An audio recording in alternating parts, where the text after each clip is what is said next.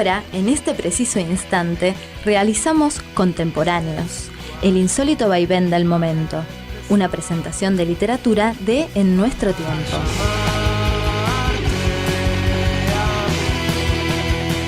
Cada capítulo una autora, un autor, sus textos, un breve encuadre biográfico y sus opiniones cuidadosamente extractadas de entrevistas. Ahora llega Contemporáneos en Radio La Mosquitera.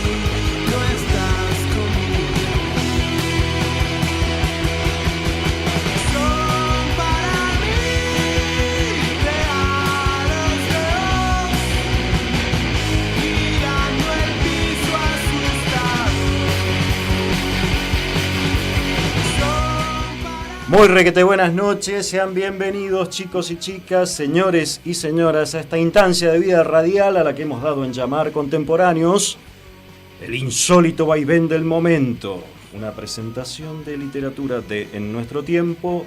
Buenas noches, Pablo Grasso, ¿cómo andás? ¿Cómo andamos, Darío? Lunes apurado. Muy apurado, muy desordenado. Bueno, pan rock, como decimos siempre. Exactamente, así que veremos qué podemos hacer. Ha sido una tarde, la verdad, como atardecida. No, sí. Todo bien. Vamos a ponerle, bueno, como dice nuestro amigo Grasso, vamos. Que no decaiga.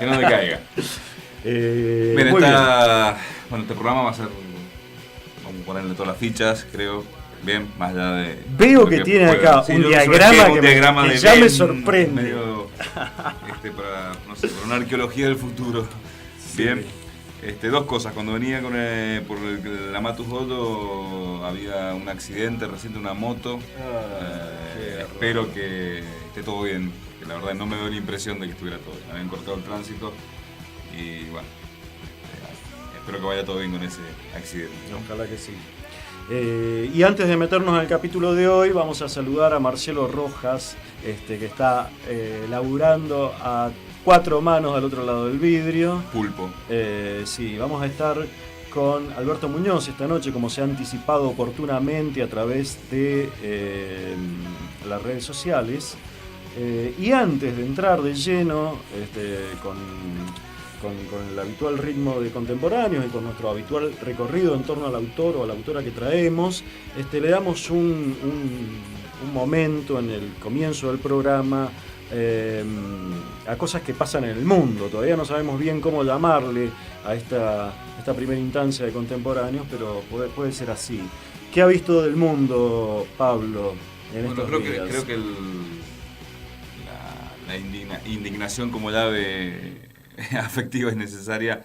No me deja de sorprender San Juan, no me deja de sorprender el cinturón bíblico de Cuyo, primero San Luis las semanas pasadas, sí, con la docente de literatura que le hicieron todo un problema a nivel profesional. Un problemón, bien, que fue prácticamente quemada cual bruja de Nueva Inglaterra. Y bueno, el sábado pasado quisieron detener a una pareja gay en San Juan por el solo hecho de estar besándose en la vía pública.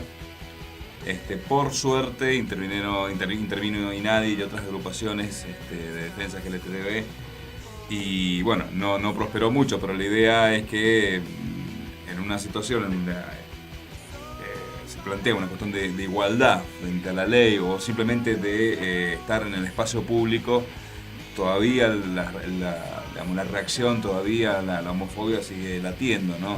Simplemente estaban en una plaza y pasó un bicipolicía y bueno, los quiso detener por estar exhibiéndose y con el peligro de que hubieran criaturas mirando. Semejante degeneradez. Qué loco, boludo. Pero hace tan solo ¿cuántos años eran delitos penados? O sea, sí, por otra parte, lo interesante es de hoy que... es un delito que ese policía haga eso. Exacto, que fue automáticamente así. De hecho, el policía pidió refuerzos. Ajá. Y digamos, sus compañeros o quienes estaban sus superiores desestimaron el motivo por el cual él quiso detenerlo. Así que creo que en realidad de alguna manera produce una cierta indignación real, ¿no? La reacción de este miliquito, pero al mismo tiempo es interesante este avance mínimo y no tan mínimo que ha habido en la sociedad. Y creo que, como decías vos, hablemos de, no tanto, tampoco tanto, 10 años atrás, 5 años atrás. 5 años atrás, Pablo. 5 años era muy atrás, problemático.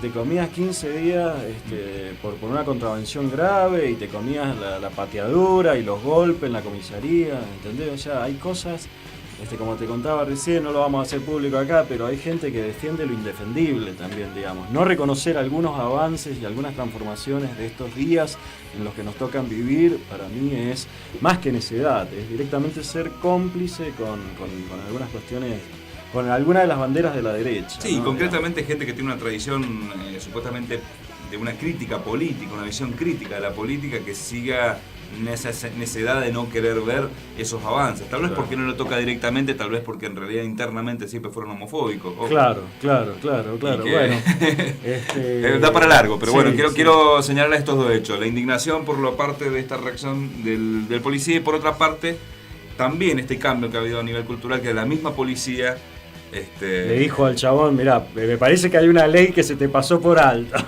Bien. Muy bien. Esta noche, amigos, estaremos entonces con Alberto Muñoz. A manera de algún anticipo, podríamos prestar atención a esto que declaró Alberto Muñoz. Entendamos, dice Alberto Muñoz, nuestro autor del capítulo, que la conversación entre la vida y la creación rejuvenece hasta las piedras.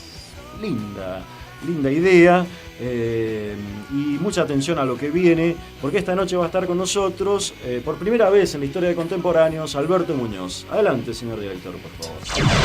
Taxidermia musical.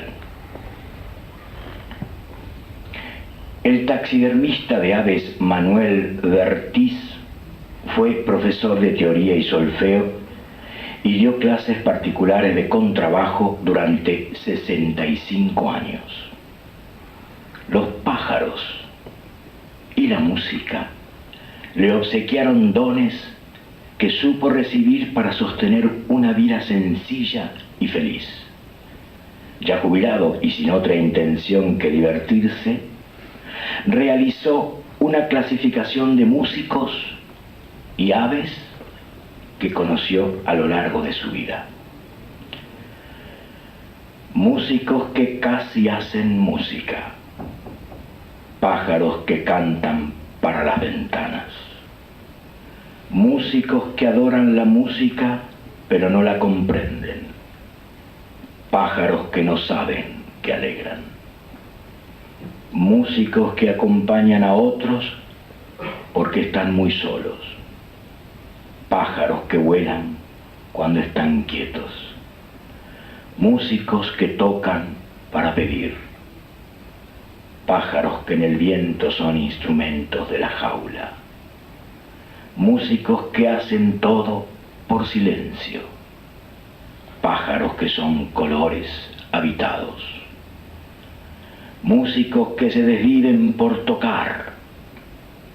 Pájaros en alambre. Músicos por donde se escucha la vida. Pájaros que viven de su pico. Músicos que como los niños deshacen todo lo que tocan. Pájaros que anidan en el polvo. Músicos para la hora del té. Pájaros que amanecen. Músicos que tocan para cobrar. Pájaros que avisan a otros pájaros.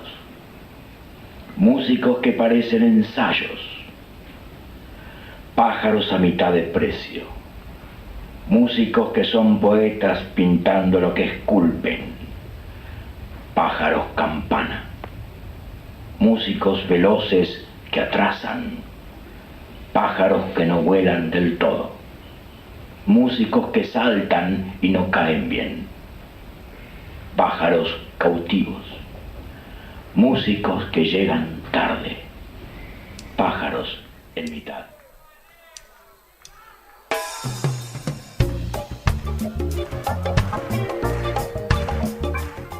Lo que recién escuchamos en la mismísima voz de su autor se llama Taxidermia Musical, es un texto de Alberto Muñoz, nuestro autor del capítulo, y lo que ahora suena y sonará en nuestras cortinas se llama Dancing Mood.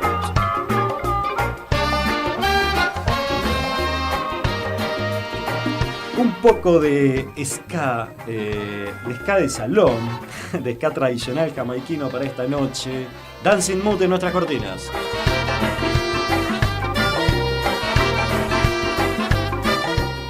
Muy bien, amigos, Alberto Muñoz nació en Buenos Aires en 1951, es poeta, músico, dramaturgo, guionista y licenciado en psicología. A ver si está todo, varias cosas más, Alberto Muñoz. A ver, sí, como un aporte biográfico, formó parte de MIA, Músicos Independientes Asociados, aquel grupo fundador de diría de una forma, hacer rock en la Argentina, junto a la familia Vitale. En la casa de la familia Vitale. Bien. Allá por Avellaneda, creo. Exacto. Ya vamos a especificar eso porque hay toda una parte de la obra de él que está muy relacionada con eso. Como dijo Darío, músico, guitarrista, multiinstrumentista en realidad. Sí.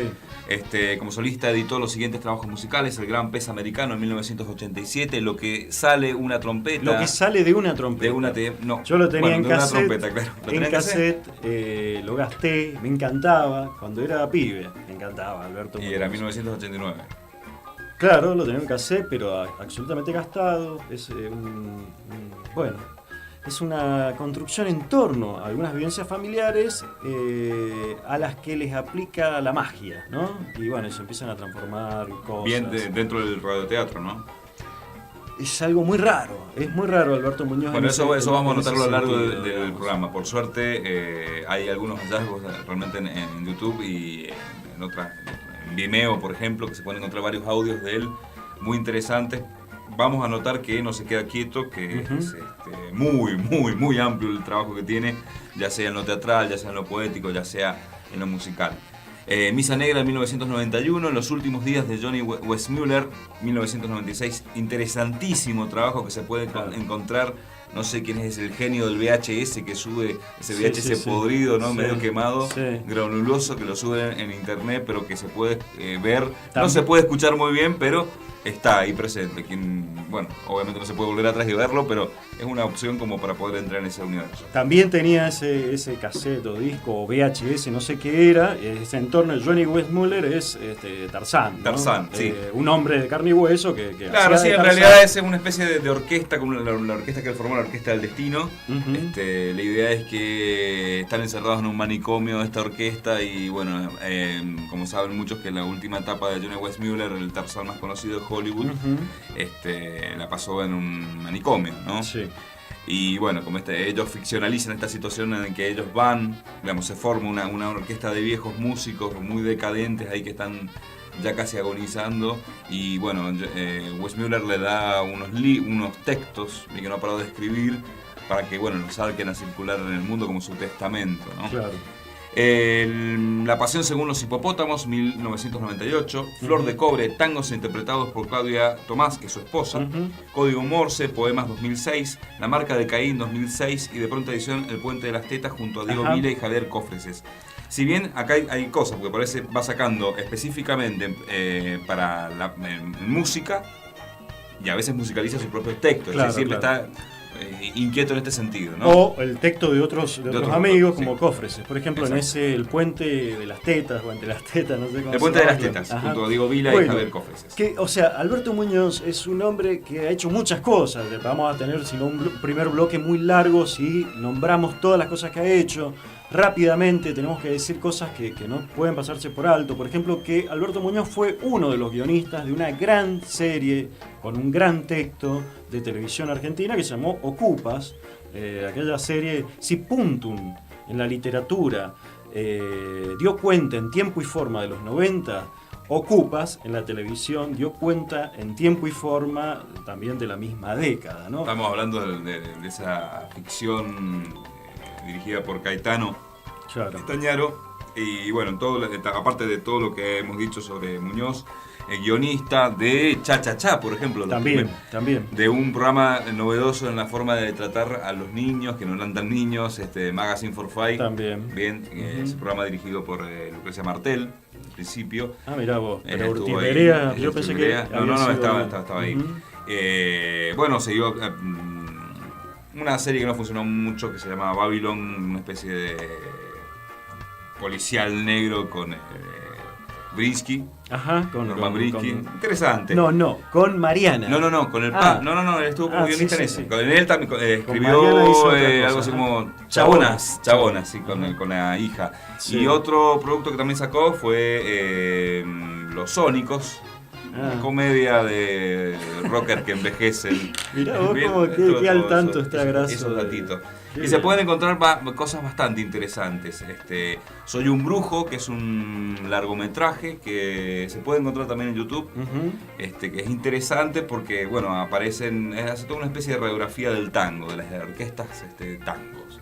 Interesante. Bueno, otras cosas, enseguida le pido a Pablo que me cuente de los libros que ha escrito y publicado, pero hay otras cosas que son muy importantes de mencionar en este encuadre biobibliográfico en torno a Muñoz, nuestro autor del capítulo. Es el cofundador de una editorial que se llama Ediciones en Danza. Es una editorial y todo el capítulo es bien distinto a lo que hacemos en Contemporáneos. La verdad que es un hombre de otro palo, Alberto Muñoz. Para decirlo rápidamente, ¿no?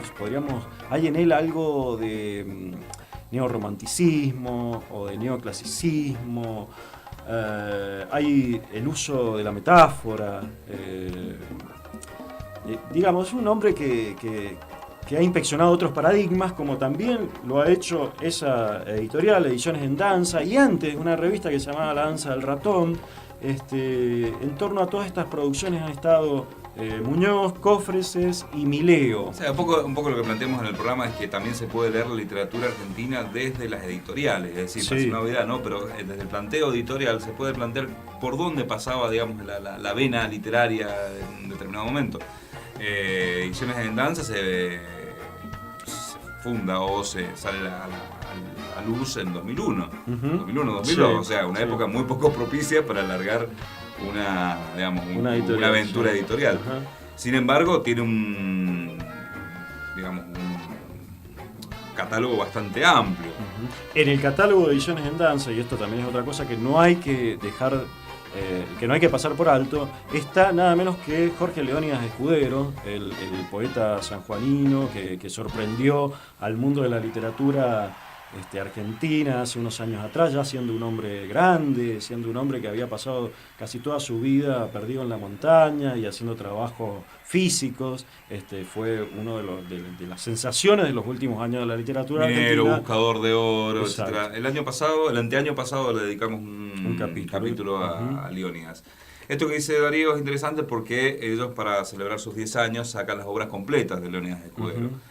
El prólogo de Osvaldo Aguirre, y quien estuvo detrás de toda la confección de la obra fue el mismo Alberto Muñoz. Es interesante el catálogo, la verdad que a mí el tipo de libros me gusta, son libros espaciados, letras grandes, yo que estoy cada vez más chicato, claro.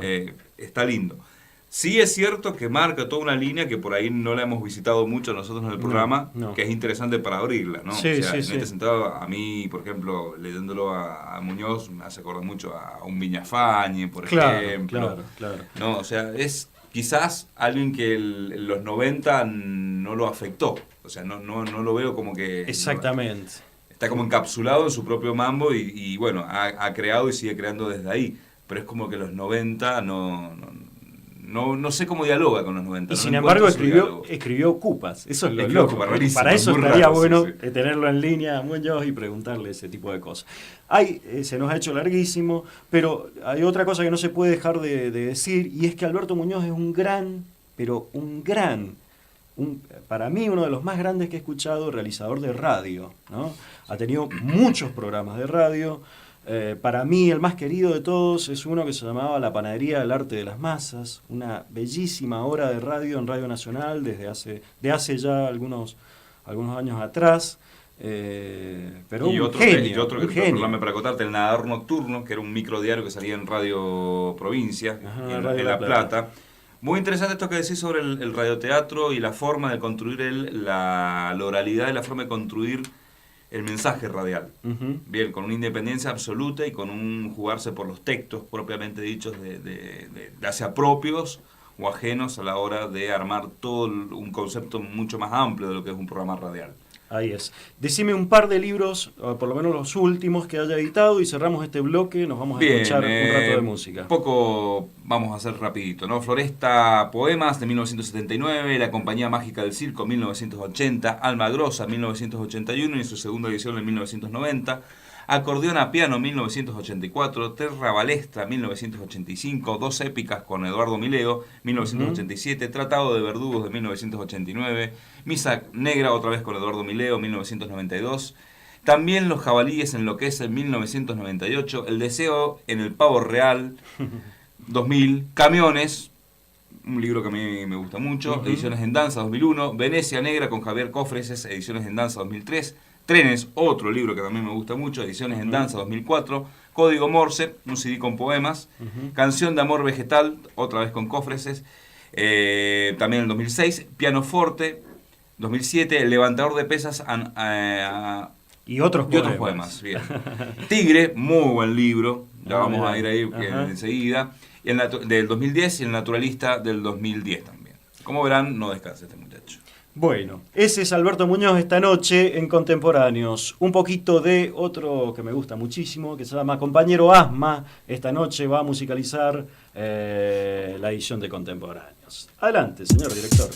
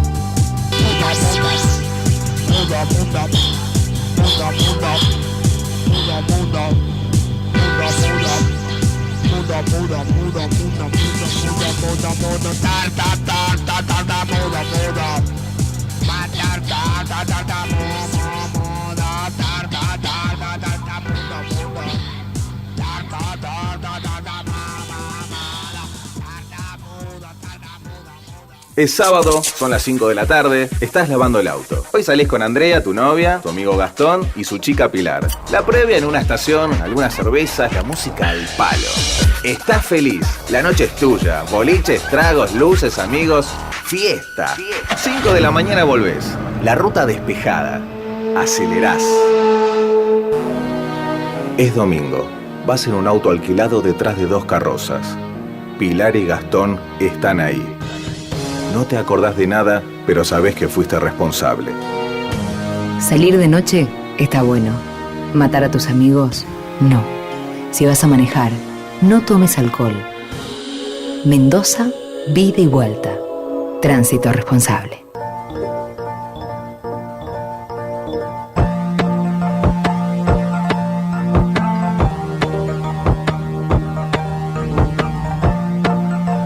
Chicos haciendo textos, hipercontemporáneos, antiguos escandalizadores ausentes, contemporáneos.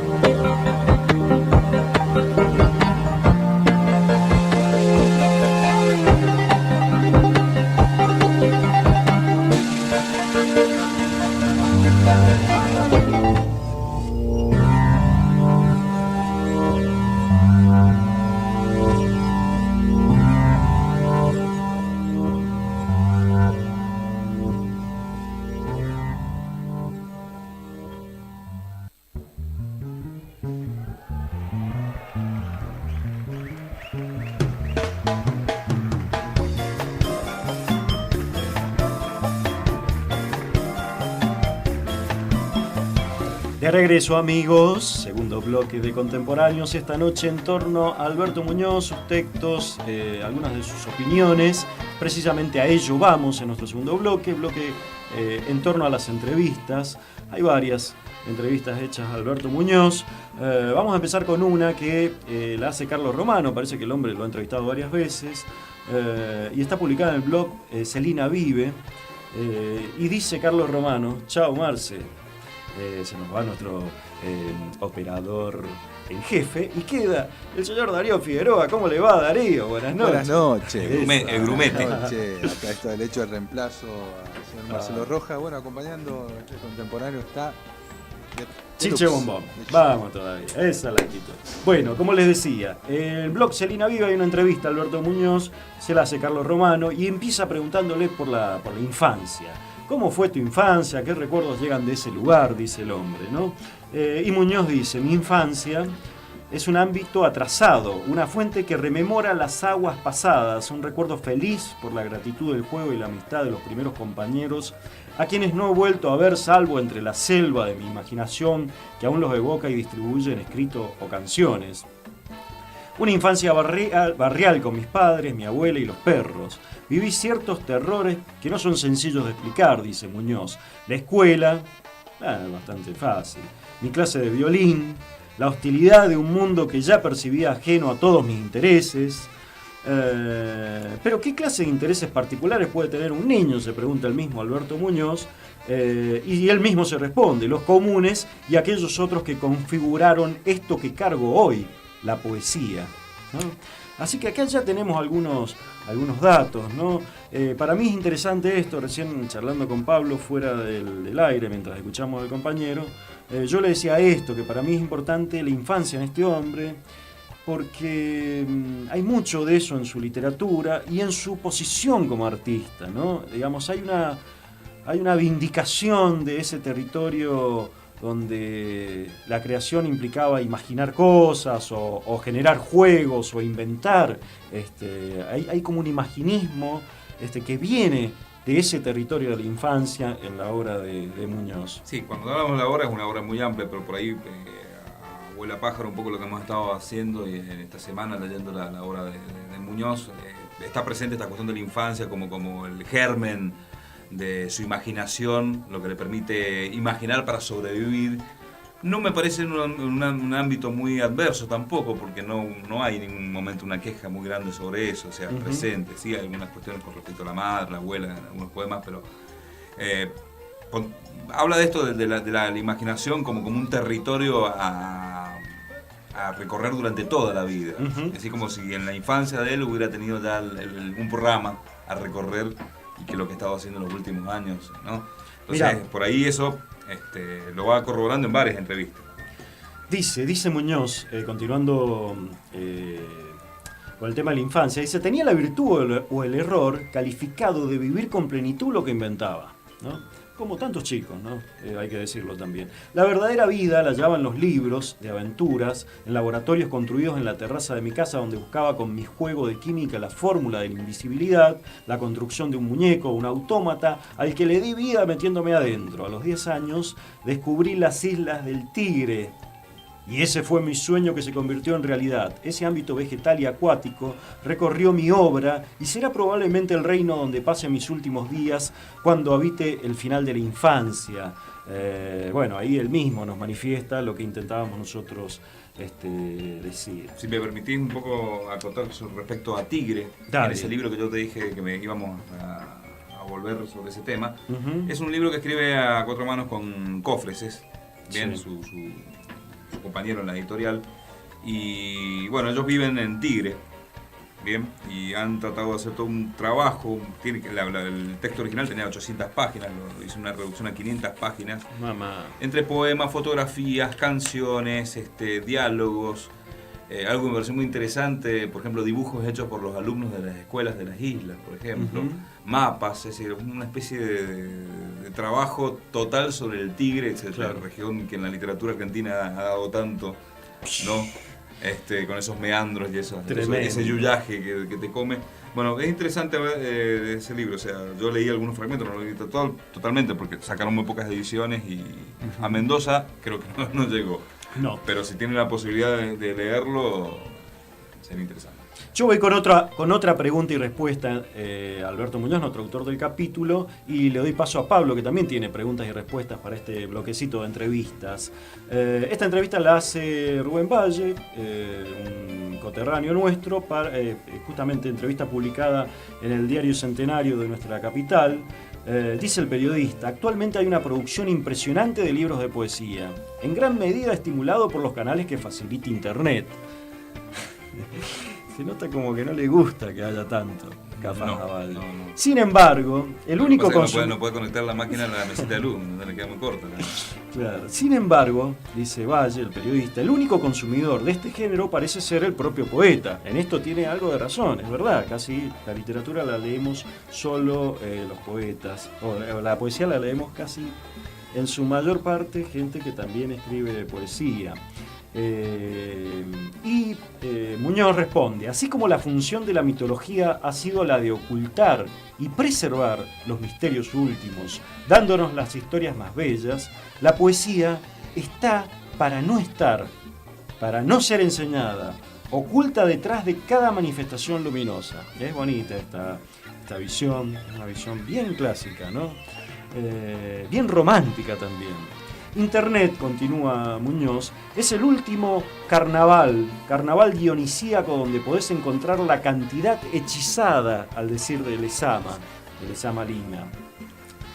Si son solo poetas o curiosos o lavanderas o mecánicos de diésel los que abren las páginas del Nuevo Lo Sé Todo, da lo mismo. Me gusta esta respuesta a una pregunta extraña de Valle, en torno a esto de la cantidad y de quienes lo leen. Bueno, claro, y esa cantidad redunda, a ver, si es un autor conocido pero poco leído, en realidad puede transformarse en una especie de figurón de culto, ¿no? Claro. Y a propósito de eso, de ir configurando un personaje de culto, él dice, le preguntan, se lo ubica como un personaje de culto. Sí. No, en realidad es más una afirmación que una pregunta. Contesta Muñoz, nunca supe muy bien qué quería decir con eso. Sé que soy un poco inasible, no entro en los casilleros. Cuando era muy chico encontré en la vidriera de una librería 3 tomos de la colección Jiken, los grandes sabios, los grandes poetas y los grandes científicos. Y me dije, voy a hacer alguno de esos 3. pero lo que terminé haciendo fue tomar a esos hombres importantes y hacer canciones sobre ellos. Todo lo que hice se lo debo a esos libritos, porque soy uno de los que cree que tuvo que interrumpir su educación para entrar a la primaria. En ninguna de las 3 instancias de mi formación educativa encontré a los sabios, ni a los poetas, ni a los científicos. ¿Cómo le gustaría que les reconozcan?, pregunta otra vez. Yo sería el hombre más feliz de la tierra si pudiera escribir un gran poema. Todo lo que hago en el plano de lo artístico tiene como un fin último escribir ese gran poema y pasar por este mundo como un poeta. Y por supuesto, para que me incluyan en ese libro de Villiquen, con dibujito y todo. Claro. Mira, para complementar eso que decís, acá hay otra cuestión que es interesante. Le preguntan, él hace una referencia, porque Alberto Muñoz tiene esa cantidad de libros, pero en una de las entrevistas él dice, sin embargo, no está en ninguna de las antologías importantes Alberto Muñoz, ¿no? Y casi en ninguna, dice. Él mismo dice. Yo no estoy en ninguna. Exacto. Y digamos, es raro porque le preguntan, la pregunta van a decir, a ver, ¿por qué crees que no te han colocado en ninguna antología? Y responde. Dice, no sé qué alcance tiene lo que he escrito, tampoco resolvería nada saberlo, ¿no? Escribo porque amo escribir y lo hago para el mundo todo, incluyendo los muertos y las divinidades.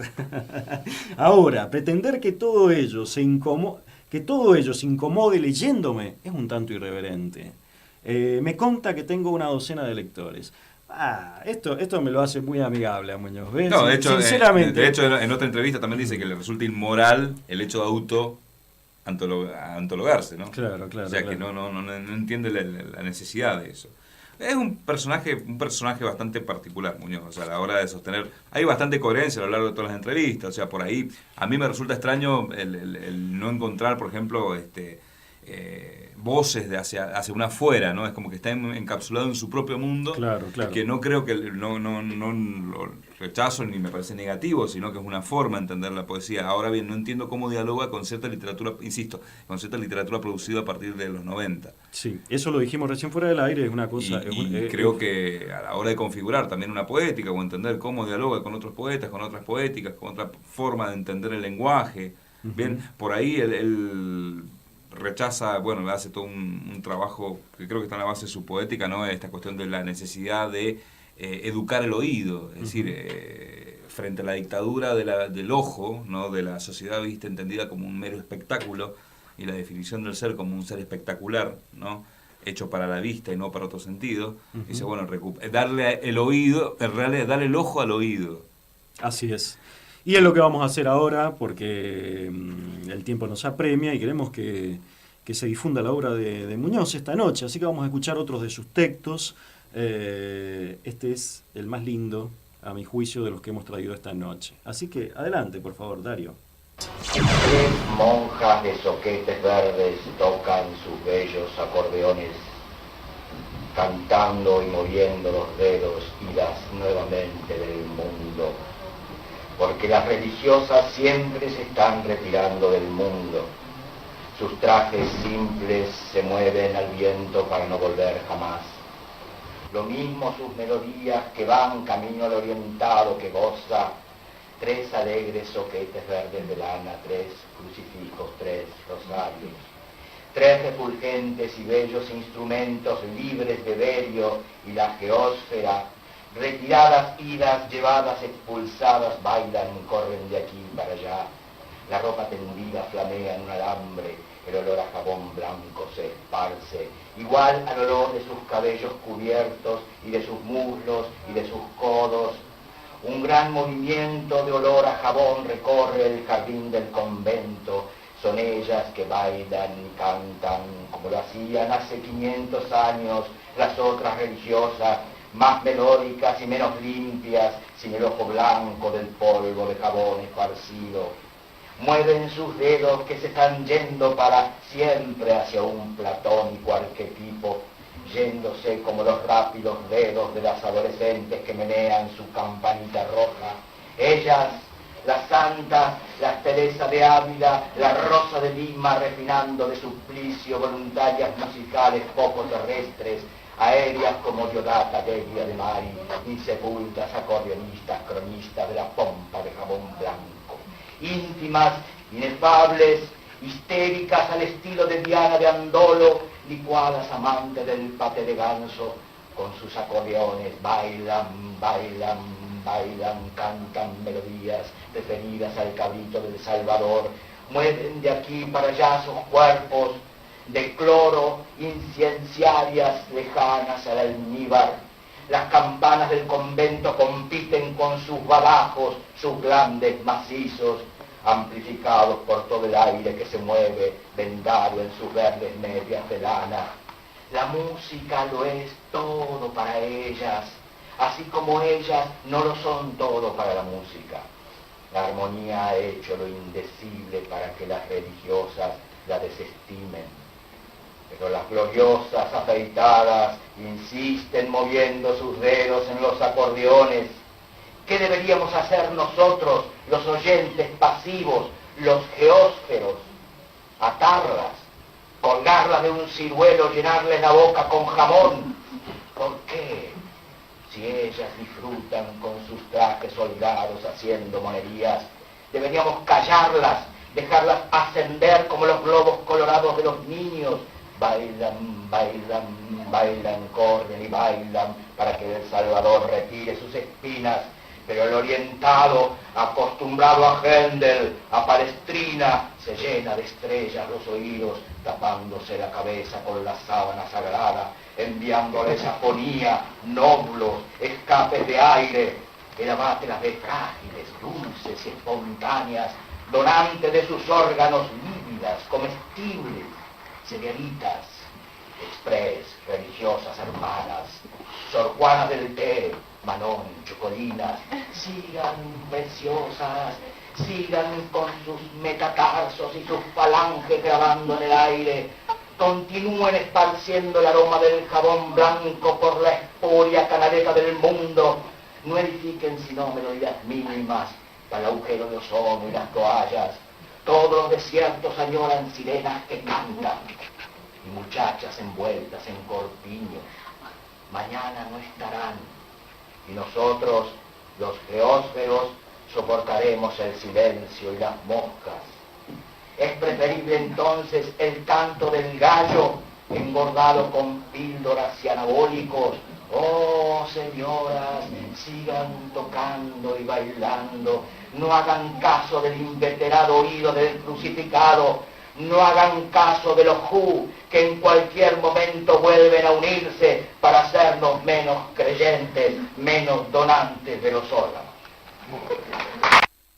Ahí estaba Alberto Muñoz leyendo uno de sus textos. Estábamos buscando acá más datos, no tenemos mucho más, que se desarrolló la lectura y el Festival de Poesía, porque hay otras personas ahí, en el Centro Cultural de la Cooperación en Buenos Aires. Es un trabajo de 2009 y estaba leyendo Tres monjas de Soquetes Verde, Alberto Muñoz, nuestro autor del capítulo. Señor Darío Figueroa, lo que viene a contemporáneos.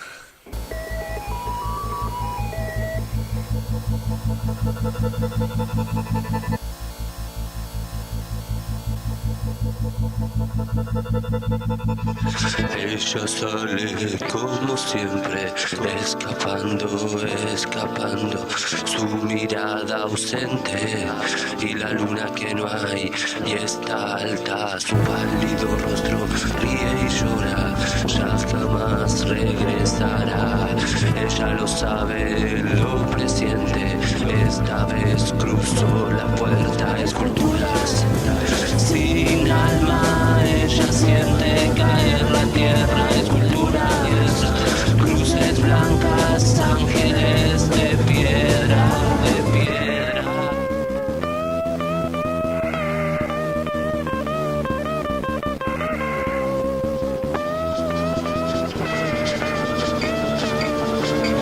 Aunque trate de engañarte, la expresión de su cara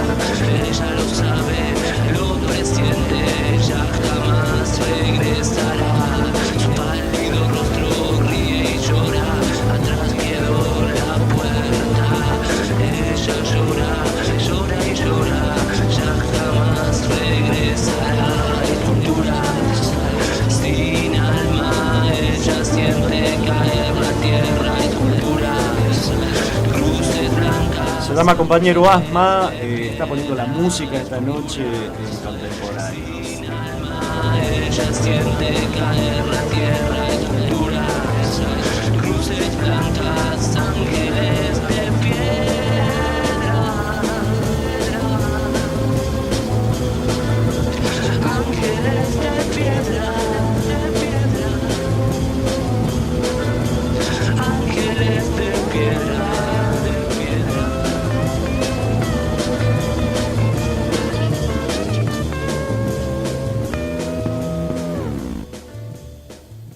Es sábado, son las 5 de la tarde, estás lavando el auto. Hoy salís con Andrea, tu novia, tu amigo Gastón y su chica Pilar. La previa en una estación, algunas cervezas, la música al palo.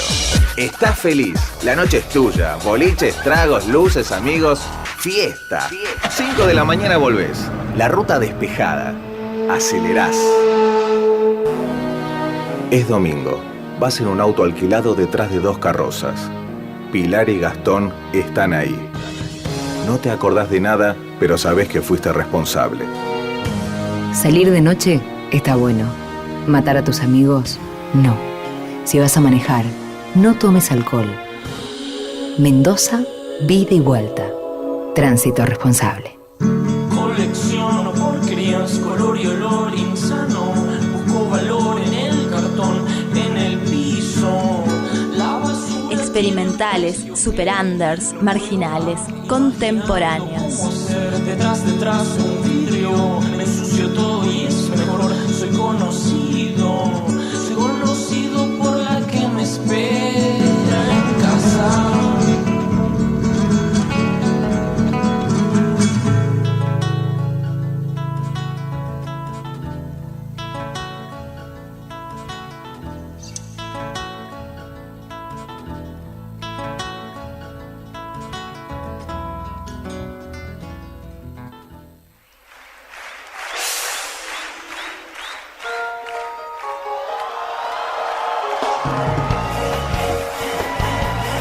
Dancing Mood pone música esta noche en Contemporáneos.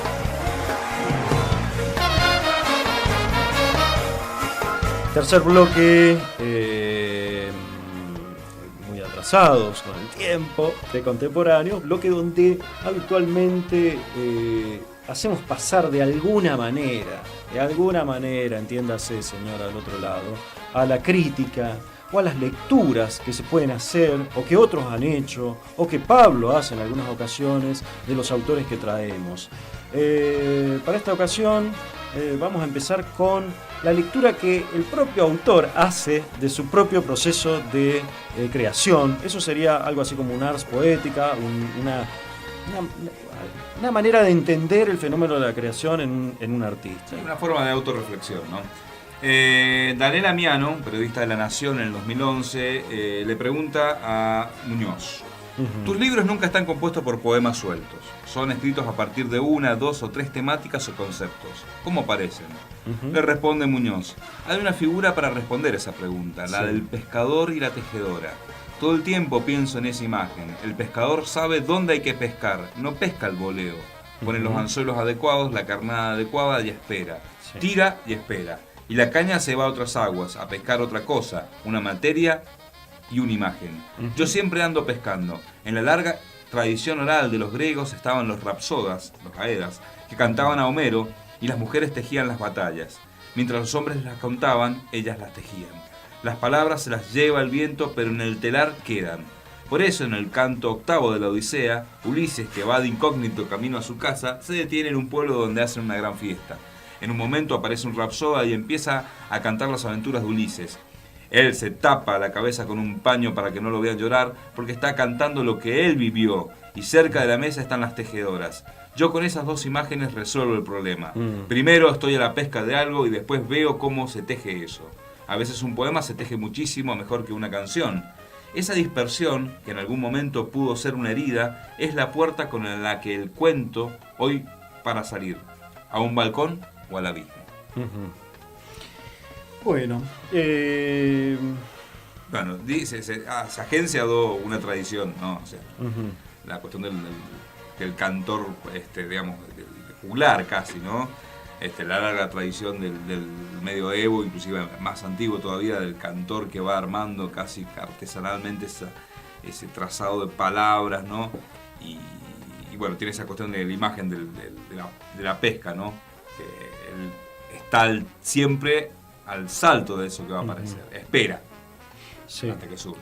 Sí, yo la verdad que no sé qué decirte, Pablo.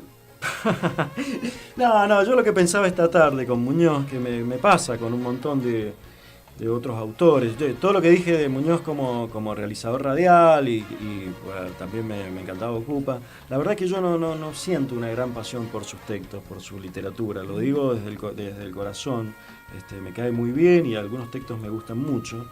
Pero el punto es que pareciera ser que el arte o que la literatura también es ese sitio de donde uno abreva, o esos anteriores, o esos paradigmas con los que uno puede identificarse en relación al atrás, ¿no? Y bueno, y en Muñoz hay para mí dos territorios bien diferenciados, dos fuentes bien diferenciadas de donde abreva, que es la infancia y que son los clásicos. Sí. Sí, hay como una ausencia, yo que noto, o sea, en la lectura de muchos de sus poemas, no sé cómo se relaciona con la realidad, o sea, no sé dónde está la realidad, no porque quiera que haga un arte realista, ¿no? Obligadamente con preocupaciones sociales, no, nada más alejado que eso. No, pero no encuentro cómo, si la realidad también está compuesta por el lenguaje, cómo colisiona con ese lenguaje de la realidad. No lo encuentro. Por eso creo que, como vos decís, está muy apegado a un paradigma muy tradicional, que no desmerece para nada su trabajo. No, para nada. Pero para nada. Que a mí personalmente, a la hora de entender la literatura como algo político, también entiendo la literatura y la crítica que le hago a la literatura no solamente desde su materialidad, sino desde su política, ¿no? En casos como Muñoz, bueno, ahí ya no lo veo, tal vez sea mi limitación personal, ¿no? Pero no lo veo y por ahí me hace ruido que no pueda salir de esa idea del arte como una cuestión netamente exclusiva, como una vocación, la idea del artista desde chiquito que prácticamente iluminado por esa especificidad artista, ¿no? Que a mí particularmente no sé cómo hace para situarse en lo real. Bueno, algunas cosas dichas en torno a Alberto Muñoz. ¿Qué nos quedaba por acá? Me disperso 2 o 3 veces por semana con lo que me atrae. La botánica, la zoología, los trenes, los camiones, la vida de los santos, el catch. En fin, si una de esas maravillas prende, ahí voy a tratarlas como si fuera mi única y más auténtica vocación. Este también es otro lugar desde donde abreva, para completar la idea que yo decía recién, Alberto Muñoz. Y sigue siendo el mismo de la infancia, ¿no? Que es la sorpresa y es la apertura total a lo que te atraiga, ¿no? Por eso dice, la semana que se mete con la zoología, otra con la botánica. Sí, a propósito de esta infancia que vuelve siempre, ¿no? a la obra de él, en una entrevista que leímos recién, al final de una, dice que lo que él espera es escribir un gran poema, bien, aunque le llegue en la vejez, cuando se termine su niñez. O sea, escribe como un niño, o sea, pretendidamente como un niño, con esa apertura. Claro. Vuelve mucho sobre la niñez, no solamente con la cuestión del juego o la apertura, sino también por el universo sonoro. Claro. Es decir, los niños, que siempre le llamó la atención, cómo los niños crean y manifiestan esa creación sumamente rica en los sonidos, cuando juegan, por ejemplo. Claro. Hacen todos los sonidos de ellos. Y te voy a decir algo más. Para mí eso es válido. Me parece, es válido, digamos, obvio que es válido, cada quien puede hacer lo que quiere. Digo, es válido como arte, ¿no? Pero quedan las preguntas que nos hacíamos recién. O sea, ¿dónde está el diálogo de Alberto Muñoz con los 80? O con algunas producciones de los años 80. O dónde está el diálogo de Alberto Muñoz con los 90 y algunas. Esas son preguntas que quedan para responderse, no solamente eso, ¿no? Estaría bueno tenerlo a Alberto Muñoz para preguntarle ese tipo de cuestiones. Bueno, muchachos, chicas, vamos a escuchar un poquito más de Alberto Muñoz, nuestro autor del capítulo. Ya son las 10 de la noche, loco. Bueno, un poquito más de Alberto Muñoz y ya nos despedimos. Me gustaría abrir una puerta confiada y encontrar detrás dispuesta una fila ordenada de instrumentos musicales, como si se tratara de un ejército de viejos soldados. Un grupo de instrumentos de la patria vencidos, arropados con tientos o mantas coloridas. Pasar caminando a través de ellos con paso sigiloso para advertir el ilusorio pulmón de aire cerrado en sus chapas, en sus maderas o en sus cuerpos. Un ejército sanmartiniano recién llegado de cruzar una amarga cordillera. Sentir sus respiraciones trabadas por la nieve, confiarme a sus almas, a sus puentes, oler la humedad de los diminutos agujeros que se han agrandado por el extravío de sus generales, preguntar: ¿quién de ustedes está dispuesto a entrar en el silencio? Observar, intuir el pequeño fagot que ya no puede mantenerse en pie, si bien continúa adherido a una báscula que los átomos de su propia tristeza le han forjado bajo su cuerpo amarillo. Advertirles que quien quiera retirarse de su batalla de soplidos podrá hacerlo.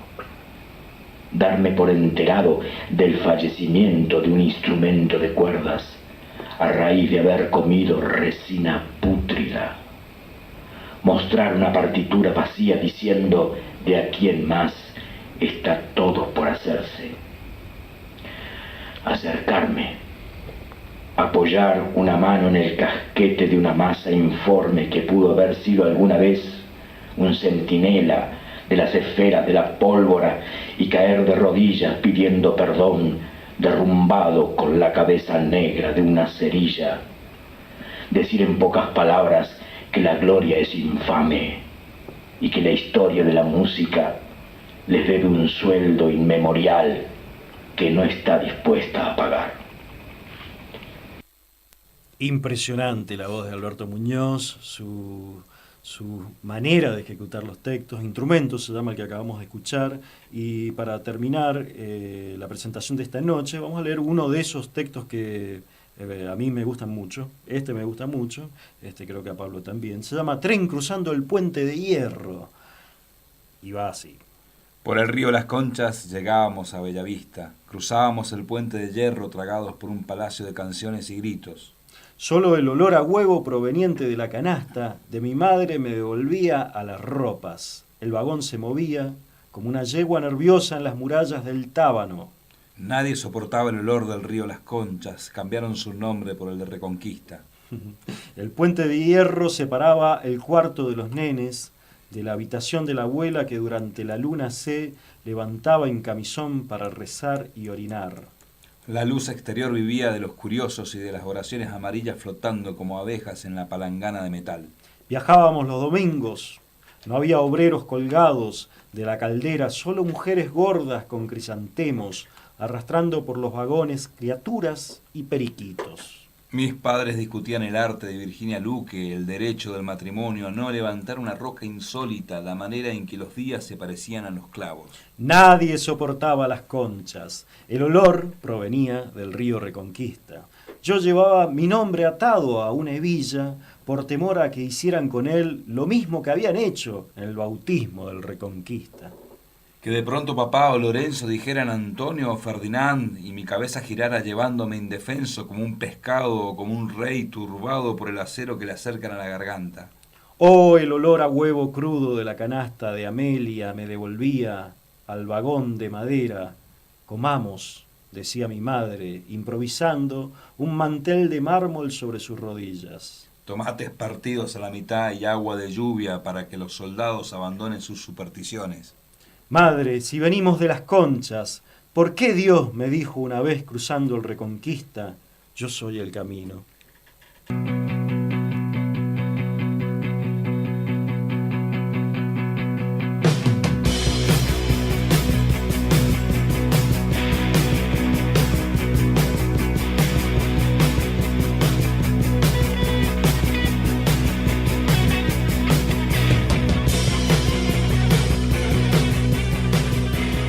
Productores de textos, performers, acción colectiva, contemporáneos, más allá de la idea de autor.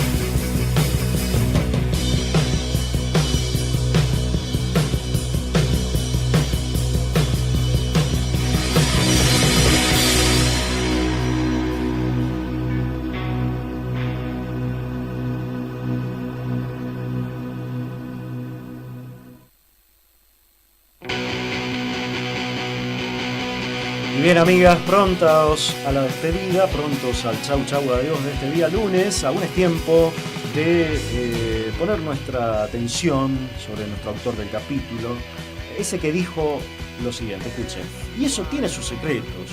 Uno de ellos es algo que una sociedad condena, la dispersión. Si hubiera hecho caso a la condena de el que mucho abarca poco aprieta, me hubiese dedicado a una sola cosa, pero fue más fuerte el impulso a todo y eduqué esa dispersión. Se trata de Alberto Muñoz esta noche en Contemporáneos, quien también dijo eso que les leía al comienzo. Entendamos que la conversación entre la vida y la creación rejuvenece hasta las piedras. Muy interesante eso. Bueno, y así pasó Alberto Muñoz en este lunes de Contemporáneos. Bien, una invitación es que lo lean, que lo escuchen. Sí. Particularmente escúchenlo, se pueden conseguir bastantes cosas interesantes de Muñoz en la red, desde el espectáculo de los últimos días de Tony Westmuller.